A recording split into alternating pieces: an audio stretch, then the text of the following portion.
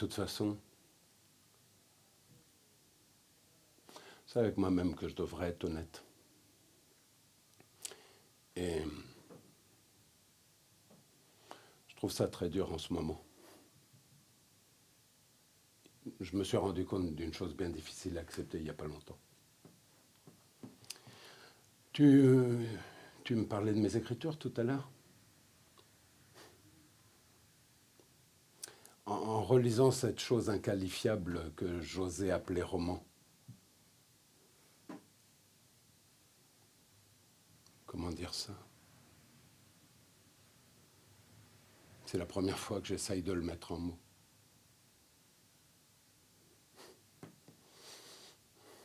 J'ai tout relu, du début à la fin.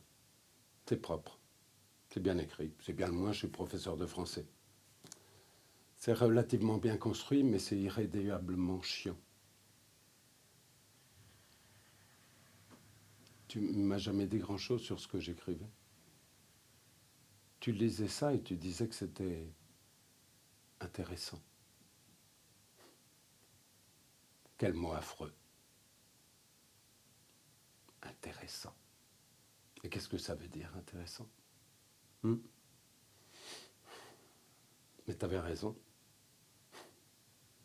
Tu as raison parce que c'est la seule chose à en dire quand on veut être très, très, très généreux parce que ça n'a aucune espèce d'envergure, tout simplement.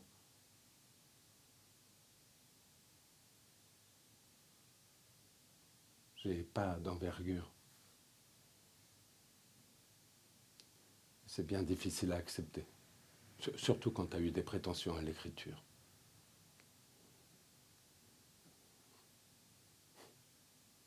C'est ça que les différents éditeurs que j'ai approchés ont toujours essayé de me faire comprendre poliment.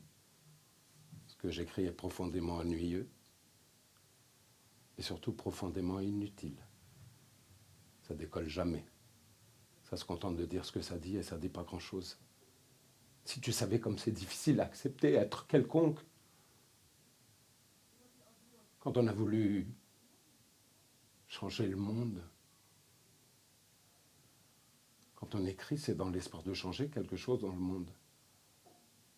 Mais quand on réussit la grande prouesse d'intéresser personne parce qu'on manque d'envergure, eh bien, on devrait avoir l'intelligence de l'assumer et rester enfermé chez soi. C'est probablement pour ça d'ailleurs que j'ai passé ma vie à jouer les mentors avec des types plus intéressants que moi, des types que je savais bourrés de talent et que je poussais à agir. J'ai dû leur suggérer inconsciemment un cheminement que je ne savais jamais pouvoir parcourir moi-même.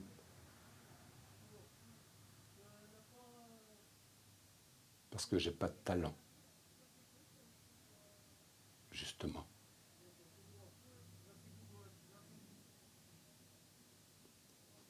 Quand je me fais la barbe le matin et par accident mes yeux se croisent dans le miroir,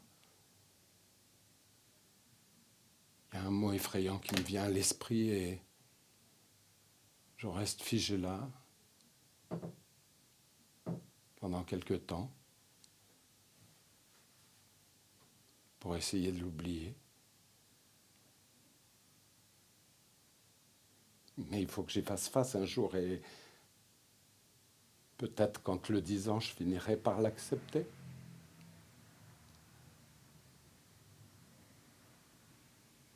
Médiocrité.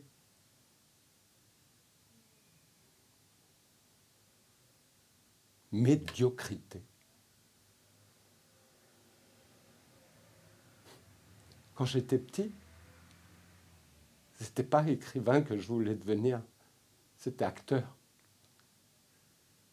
Acteur de cinéma, oh, pas pour jouer des personnages, je ne comprenais pas ce que c'était, mais pour m'évader de l'école que je haïssais tant et de ma famille que je trouvais ennuyeuse. J'avais imaginé un truc qui me mettait dans un état d'exaltation extraordinaire et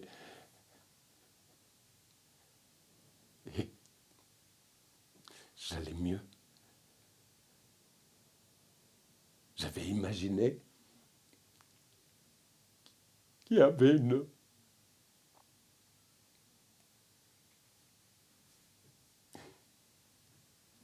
il y avait une caméra qui me suivait partout,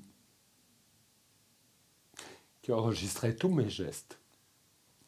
Et il me les projetait au fur et à mesure dans ma tête. Si j'avais une course à faire ou un examen particulièrement difficile, je me disais, la caméra commence. Et je me voyais arriver de loin dans le film, ou bien assis à mon pupitre en train de sécher sur un problème d'arithmétique, et puis tout devenait intéressant parce que ça se passait sur un écran.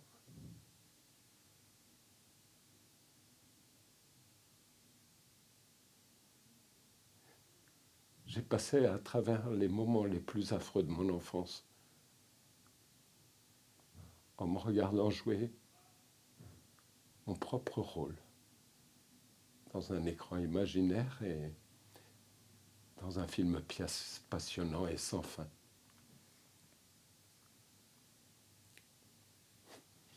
Aujourd'hui,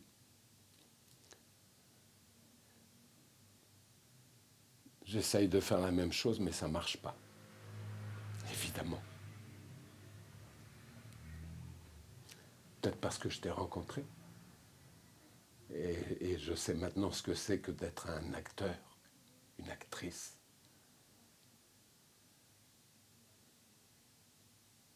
Quand j'essaie de retrouver cet état de grâce-là qui me fait tellement de bien, je te vois toi,